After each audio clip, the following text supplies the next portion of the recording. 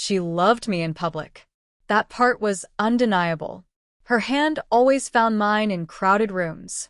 She laughed loud at my jokes a bit more than was necessary.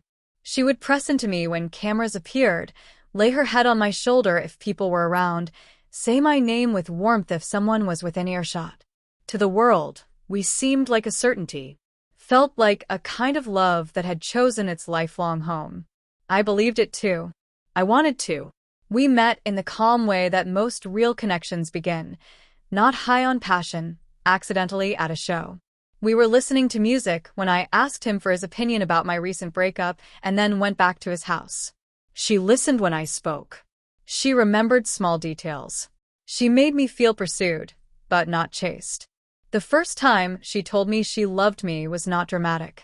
It was gentle, almost timid, as if she were giving me something delicate and hoping I wouldn't drop it. I swore to myself I would keep that trust. There were no signals at first. Or perhaps there were, and I simply overlooked them because love has a tendency to be an editor of reality. She was attentive, affectionate, present. She texted good morning and good night. She asked about my day. She featured in lines at the register, trips we'd take, places we'd live, times we'd set our alarm to go off. Nothing felt borrowed or temporary. She knew how to make me feel that I was important in public. But love doesn't exist only where others can see it. True love is forever at home, in the quiet heart that's not looking for witnesses, validation, or an excuse to parade itself.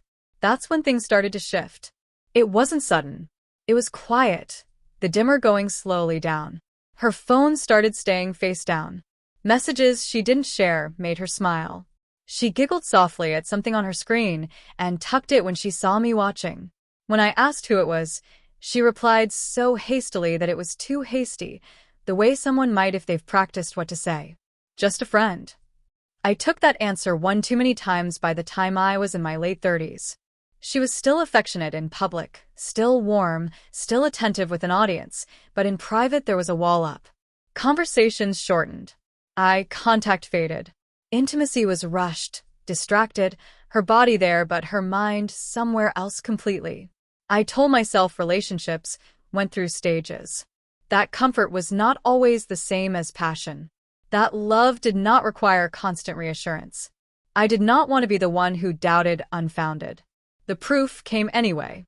Not all at once. Not dramatically. Just pieces. Moments that individuated until they didn't. A name she brought up too much, always in passing, never with high stakes. A story that was a bit different when repeated. One time when she went outside to make a call and took an inordinate amount of time to return. How her voice softened when she spoke to another person, a gentleness that I hadn't heard directed at me in weeks. Still, I stayed quiet. I loved her. And loving someone often means opting for hope over suspicion, even when your gut is hollering. The reality came out one unremarkable night. No shouting. No confrontation. Nothing but a glowing phone screen in a dark room. She was asleep next to me, her breathing slow and steady, the buzz of her phone soft at its home on the nightstand. I wasn't looking for anything. I wasn't searching. I merely looked over, like anyone does when a screen unexpectedly starts glowing. And there it was. His name. Not hidden. Not coded. Familiar enough that just seeing it made my chest tighten before I had a chance to think about anything else. The preview text was not explicit, but it was a type of intimacy that didn't belong to me. Miss you. Today felt empty without you. I didn't touch her phone. I didn't wake her. I just lay there, looking at the ceiling. Something inside me cracked softly. The worst part wasn't anger. It was clarity. Suddenly, everything made sense. The emotional distance. The divided attention. How she managed to love me openly, while clearly keeping a deeper, more private part of herself for someone else. It was then that I knew she wasn't willing to stop loving me in public, because public love came easy. It came with validation, with praise, with safety. It was in private love that she made her true choices.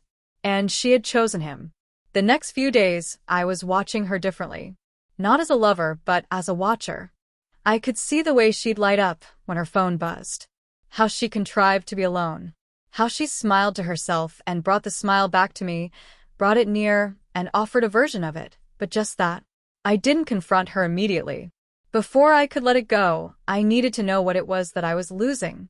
Eventually, I asked her. Not accusing. Not angry. Just tired. Is there someone else? She hesitated. It was in that silence that she performed the whole sordid ballet words tried tearing apart. She said it wasn't serious, that it didn't mean anything, that she didn't know what had happened, that she loved me, that she'd never wanted to hurt me. They always say that. But intention is not a unit of love. It's measured by choice. She had decided to give him her private self, the unedited thoughts, the late-night talks, the emotional truth I never heard. I was supplied the version of her intended for public consumption, the loving partner, smiling friend, safe image. That was when I knew that, all this time, I'd been sharing her with a ghost. Someone who only occupied the spaces of where I was not permitted. The pain of walking away was even worse than the pain of staying would have been. Leaving was letting go of the idea that the person I loved was the same person who loved me in return. It was mourning someone who lived, laughed and smiled, who had warmth, just none of that for me anymore. She cried when I left, held on to me, said she didn't want to lose me, but she lost me the instant she valued secrecy over honesty. Healing didn't come quickly. Once in a while I missed her voice. Other times I longed for the me who could believe without fear. I doubted my worth, replayed scenes, questioned what was wrong with me. And then one day, quietly, the blame began to let go. I knew she wasn't lying to me when it came to being loved in public, but that also just wasn't the total truth. And partial love, as lovely as it is not whole. I was right not to want someone in my life who would hold my hand for the world to see and give her heart to someone else when no one was looking. I wanted somebody who took me everywhere. Publicly, privately, completely. And then, once I realized that, the grief slowly started to yield to peace.